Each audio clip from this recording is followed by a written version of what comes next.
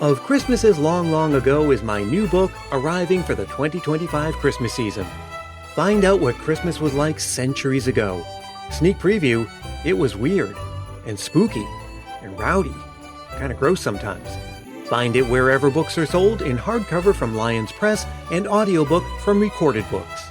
It's Christmas as you've never seen it before, and it makes a great gift. Hey, it's Brian. Before we get started, just a quick note that this episode, and the other 5 in this special series, discuss Santa Claus, but not in a way that younger listeners could appreciate. If there are little ones within earshot, save this for later. Thanks.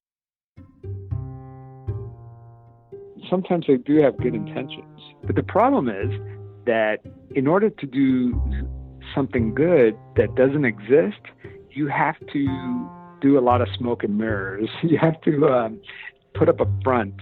I think that a good con artist, if they could control everything, they would like everyone to win. But the problem is that not everyone could win, but they definitely have to win. This is Javier Leyva, and he knows a thing or two about con artists because he's talked to lots of them. He's the host of the podcast Pretend Radio, which is all about con artists and the people they affect. When we met John Gluck in Chapter 2, we met an ambitious man eager to run to where he thought lightning was about to strike. Someone who wanted to make a name for himself. He was learning the ins and outs of running a massive operation. He was working the media and building relationships in New York City's power set.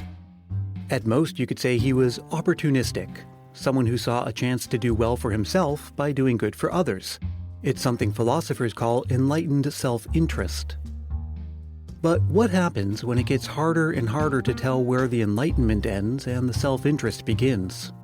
What happens when an act of charity starts looking more and more like an elaborate con? What happens when you fake it till you make it, but then just keep on faking it?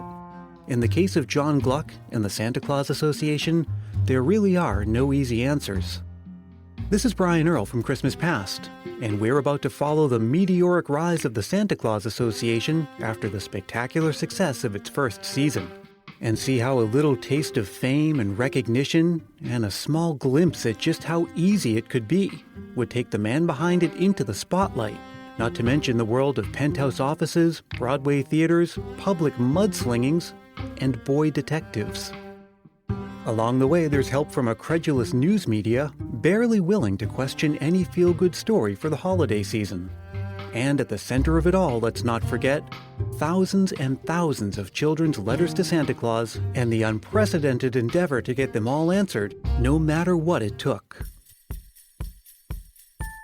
These guys play with facts, and they make their own reality, and they make their own narrative. It doesn't really matter what the truth is. If I say it with enough confidence and you believe it, that's more important than if it's really real. This is My Dear Santa, a true crime Christmas caper. A special 6-part miniseries from Christmas Past. Chapter 3. From a Cave to a High-Rise. In 1913, John Gluck and his Santa Claus Association did something that no one had done before, that barely seems possible now. With a lean crew of volunteers and borrowed office space in the back of a restaurant and no real budget to speak of, they got 17,000 children's letters to Santa Claus into the hands of donors willing to answer them, all in just the month of December. Let's break that down. Assume that we're talking about December 1st through the 25th, Christmas Day. 25 days. That's 680 letters a day on average. That's bananas. The public and the media, and of course all those kids, just went wild over this. And the next season plays out like one of those montages from an old movie when the action really starts picking up, with one spinning newspaper headline after another. Announcing some new success, some strategic partnership, some photo opportunity with the powerful and famous. Because everybody who was anybody in New York City wanted in on the action. And a big part of the reason that was true was the man behind it all, and the fact that he wasn't above a little truth-stretching, sneaky tactics, and naked opportunism to get there. You could never really trust him, but you always had fun, and that was kind of Gluck's way. That's Alex Palmer, the New York Times bestselling author of The Santa Claus Man, on which this story is based. But we're getting ahead of ourselves. First, the Santa Claus Association had outgrown its small headquarters in the back of a restaurant. It was time for something more fitting.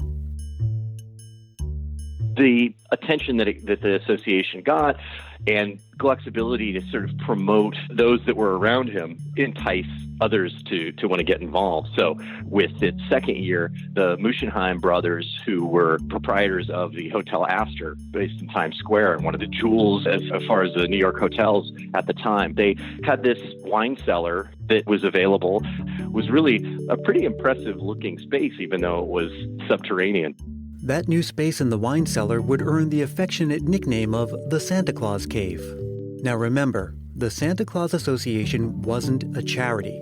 They were just serving as a middleman, a clearinghouse for matching letters to donors. But there were some basic operational costs like stationery and postage. In the previous season, some donors made small cash contributions to cover these costs, which were roughly $1,000 in today's money. And those donations quickly came rolling in again for the 1914 season, including from a surprising source. The Brooklyn postmaster, out of his own pocket, paid as well as did his men. And even on top of that, Ralph Pulitzer Jr., Joseph Pulitzer's grandson, kind of checked that same season for the entire cost of the postage. In fact, there was really no shortage of people willing to donate money. But the thing is, he didn't need money. Not at all. He just kept asking for it anyway, and usually pulling numbers out of thin air to justify asking for it. They were operating at a surplus. Theoretically, they shouldn't have had to fundraise at all. They continued to ask for funds even when they should have had their coffers full. It didn't make sense, the numbers that Gluck was saying. They claimed that they needed money for 50,000 stamps, and then I think it was just like a day later he was saying they needed it for 100,000 stamps. So it seemed to be that their need just kept growing. Now the problem is, and this is something we'll come back to again later, there wasn't very meticulous record-keeping going on here. Again, not a charity, not bound by any of the rules that apply to charities. We could give Gluck the benefit of the doubt. Maybe he was building a war chest. Maybe he had a secret plan in the works. We don't know. But one thing we do know is Occam's razor, which tells us that the explanation that needs the fewest new assumptions is likeliest the correct one. People were practically tripping over themselves to help Gluck, to write fawning pieces in the newspaper, to donate time and money and resources. Maybe they got swept up in the feel-good story, or maybe they just wanted to stand in his light. It doesn't matter. Given that we've come to know Gluck as a climber and a hustler, I think when it comes to understanding why he kept asking for money, we can put two and two together. Here's Javier Leyva again. A con man usually has a mark. And that's what's different about Gluck, is that his mark is everyone, really. Everyone who has money. It's everyone who celebrates the holidays. It's everyone who feels charitable. Gluck got a taste of the money, and he just saw how easy it was. All he had to do was ask. All he had to do was ask. It's not even clear if he would have had to fudge the numbers, but he did it anyway. In 1914, Gluck moved out of his bachelor apartment at the back of a restaurant and into a new place near Broadway. And that allowed him to more easily hobnob with the theater crowd. Through his connections and newfound reputation and now his proximity, he could approach people like the Broadway producer Albert Woods and ask for his help promoting his group to theatergoers. He told Woods that he could use the exposure because, and of course this is 100% false, the Santa Claus Association was facing debt. Here's Alex Palmer again. And Woods came on the idea of doing a benefit show of this performance that he had coming up, where for one night on December 22nd, all the proceeds from the night's show would go to the Santa Claus Association. They even had a couple of the actors from the show came to the Santa Claus headquarters, and they were joined by King Baggett. And then Gluck, he suggested the actor dressing up as Santa Claus himself, and the two of them then headed over to the Central Post Office and were photographed out front picking up Santa's letters. King Bagot was also known as the most photographed man in the world. And if the name doesn't ring a bell, well, that's because it isn't 1914 anymore. Never let anyone tell you that fame isn't fleeting. That's Alonso Duralde. He's the film reviews editor at The Wrap, as well as a podcaster and the author of the book Have Yourself a Movie Little Christmas. Because, nowadays, King Bagot is not exactly a household name, but at the turn of the century, in the early years of cinema before talkies happened, he was huge. He was indeed known as the most photographed man in the world, also as king of the movies, and this is my favorite, the man whose face is familiar as the man in the moon. He and a woman named Florence Lawrence were technically the first movie stars. They were the first people whose faces were used in advertisements to sell a movie. So it wasn't just like, oh, exciting Western action or, hilarious Keystone Cops. No. This is a King Bagot movie. You want to come see this because you know who this guy is, and his name is going to sell tickets. The arrangement with Woods worked out so well that Gluck next helped Woods put on a week's worth of promotional showcase performances at the Hotel Astor, upstairs from the Santa Claus Cave. It was the sort of thing attended by society ladies, with speeches in between the musical numbers, including one by Gluck about the Santa Claus Association. And in the audience was a young, aspiring actress, 2 decades Gluck's junior, named Simona Boniface. Here's Alex Palmer again. She was interested in Gluck and apparently found his talk compelling because they ended up connecting after that, and she soon became involved in the Santa Claus Association, and the two struck up a relationship at that point, and it wouldn't be long before they would actually end up being married. We'll have more to say about Simona and her and Gluck's marriage in a later chapter. For now, let's get back to Gluck and his scheming promotional tactics.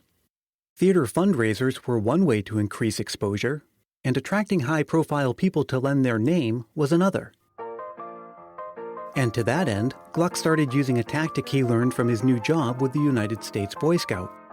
Remember from Chapter 2 that Gluck started officially working for the Scouts as a fundraiser and PR man while the Scouts were volunteering their services to the Santa Claus Association. One of the things he learned from them was that in order to get high-profile people to lend their name and credibility, all you had to do was offer them a vanity title of honorary vice president. It just was sort of an irresistible idea that was hard not to sort of want to be part of. It's just a simple concept, and sure, who doesn't want to support Santa? Governor Martin Glynn of New York happily agreed to it, as did Isadora Sachs, a Sachs & Company founder, and a number of other prominent people, and that list grew. It was an easy thing to say yes to, so at first it was actually legit, but it would be later that they would start loosening the qualifications where it would be merely sending a letter to somebody, and if they didn't explicitly reject the idea of being an honorary vice president, their name would be added to the list. Meanwhile, you may also recall that the Scouts and the Boy Scouts of America didn't get along. It was for a number of reasons, but largely because the Boy Scouts of America thought that their rival's name was too similar to their own. It made fundraising and communications in general a problem. And now that Gluck was on the payroll, he started using his media skills to punch back. Like when he spread a rumor that the Boy Scouts of America wouldn't admit Jewish or Catholic boys on account of being sponsored by the YMCA. It's hard to tell if Gluck was just doing the job he was paid to do, or if maybe he enjoyed this kind of public confrontation. There's reason to think that maybe he did, because as the Santa Claus Association's star continued to rise, Gluck started to become boastful and critical of other charities. He would publicly call them out for being less efficient than he was. He'd even call for some of them to be investigated. Now, if I were an English professor, I'd point this out as an example of what's known as foreshadowing. But we'll get there in due time. For now, let's get back to the 1914 Christmas season, where Gluck was taking a cue from the American Red Cross. One of the things they did was to commission a prominent artist to design commemorative Christmas stamps as part of their promotion. Well, the Santa Claus Association had plenty of money at this point to spend on something like that, so Gluck followed suit. That was a painting by the painter Angus Peter MacDonald, who was sort of an earlier version of Norman Rockwell at that era and was very popular. His paintings would sell for thousands of dollars. So he painted this one of the little boy that encapsulated the sort of cheery holiday scenes that the association was trying to help generate throughout the city. None of this sat too well with the Red Cross. Gluck was diluting their promotional efforts by copying them, so they issued a cease and desist order. But even so, by the time they had ceased and desisted, they'd already gotten some positive attention for it in the press. Not only that, but the artist also donated the painting to them, which they displayed in their main office. And that was all great, while it lasted. As touching as that painting might be, it actually led to one of the sadder moments of the group's second season, because one day Gluck came back to the office and noticed that the painting was gone. But Gluck turned to their army of U.S. Boy Scouts to help them try to solve the crime. So they sent out all these uniformed boys to pawn shops and other outlets throughout the city to see if they could track this down. But they came up empty-handed. So even after searching for a couple weeks, they were unable to find it. Their efforts did produce one result. It just wasn't one that they wanted. One reaction they did get was a stern pushback from the Boy Scouts of America, which wanted to make sure the press did not confuse that it was not the Boy Scouts of America that were going around trying to find this painting, that this was the U.S. Boy Scout. And because of this, once again, the tensions between the two Boy Scout groups comes up. But feuding Boy Scout groups notwithstanding, and believe me, this won't be the last we hear of that, the story with the painting does resolve. A couple months into 1915, a bedraggled-looking gentleman arrived at the headquarters and had a wrapped package under his arm and gave it to the staffer that was there at the time. And when Gluck returned and opened it, he found the painting, along with a note describing that he had taken it and had just been racked with guilt for the last month or two, and finally had gotten up the resolve to return the painting. So the story did have a happy ending. Maybe a little too happy, too neat and too perfect. Because, of course, Gluck saw to it that the happy ending became yet another feel-good story to keep his name in the papers. To read the letter that the thief wrote, it sort of stretches credibility a little bit. It just seems a little too perfect, tied up in this nice bow. By the end of the 1914 Christmas season, the Santa Claus Association had topped itself in every way compared to the first season, including getting more than double the number of children's letters to Santa Claus answered. But John Gluck was just getting warmed up. By the next season, 1915, they had incorporated and set up a Canadian extension group. It was now the International Santa Claus Association. Other local chapters opened up in Boston, Cincinnati, Atlanta, Baltimore, Buffalo, and additional local field offices opened up around New York City. That season, they also took out a billboard right at the top of the corner of 7th Avenue and 53rd Street, situated next to a billboard for Budweiser beer and Blue Valley butter. It featured a picture of Santa Claus and the slogan, "Make some little kitty's heart happy for Christmas." We collect thousands of letters from the post office each year. Come get one and play Santa Claus. Filling request direct. But the next great phase for Gluck and Company came when Gluck convinced an executive from Woolworth's to let them move their offices to the 30th floor of the new Woolworth skyscraper, which, at the time, was the tallest building in the world. The Woolworth building is, in many regards, really the iconic building from this particular period. That was Greg Young. He's one of the hosts of The Bowery Boys, a podcast about the history of New York City. Because it represents both technological marvel and also excess. It was more than just a skyscraper. This is another big piece of our story, and one whose significance will come to light very shortly. Back in Chapter 1, we looked at the many ways that New York City was changing and shaping Christmas. But this was also a time when New York City was changing and shaping itself with ambitious and innovative architecture. Starting in the 1870s and 1880s, there's so much money that New Yorkers decide that they really want to compete with Europe, that they want to become this city that is as grand as Paris and London and Rome. A city like Berlin or a city like Rome, shameless places of public wealth were on display there. So in a way, like, this also spurs on technological advances, and you want to show off what a grand city you are. You have the advent of the skyscraper starting in the 1870s and 1880s. Try to imagine living at that time, seeing impossibly tall buildings like no one had ever seen before, seeing grand train stations and public libraries and government buildings and performance spaces coming to life right in front of you. It was an atmosphere of awe and wonder. A time where crazy, unimaginable things were happening, where the impossible was suddenly possible. And knowing what we know about Gluck, it should come as no surprise that that atmosphere of possibility gave him an idea. Because at the end of the 1915 Christmas season, Gluck made a crazy, unimaginable announcement of his own. The Santa Claus Association was going to have its own architectural marvel of a headquarters building. A big, grand marble building, a real-life Santa's workshop right in New York City. A national monument, a cathedral to the Christmas spirit. It was his biggest ambition. It was his biggest announcement. It was just his biggest lie. You've been listening to My Dear Santa, a true crime Christmas caper, a special 6-part miniseries from Christmas Past. It's produced in sunny San Mateo, California by yours truly, Brian Earl. We had music in this episode from Dave Depper, Blue Dot Sessions, Scott Joplin, and Poddington Bear. The entire series is available now under the regular podcast feed for Christmas Past, so look for Christmas Past wherever you get your podcasts. And the other episodes for the season are coming soon, so make sure you subscribe so you don't miss out. And if you're feeling the Christmas spirit, why not help more people find the show by telling a friend about it or leaving a review on Apple Podcasts? Thank you to Javier Leyva and Greg Young. Thanks also to Alex Palmer and Alonso Duralde.